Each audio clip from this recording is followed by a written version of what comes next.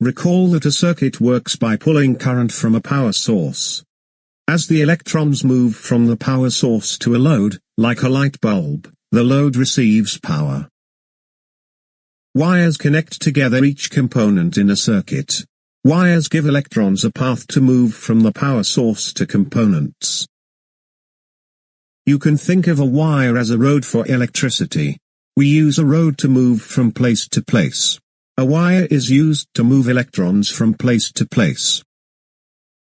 Recall that a wire has two components, a conductive inside, and an insulating sheath.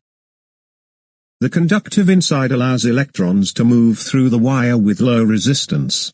The insulating sheath is non-conductive. It prevents current from moving between two touching wires.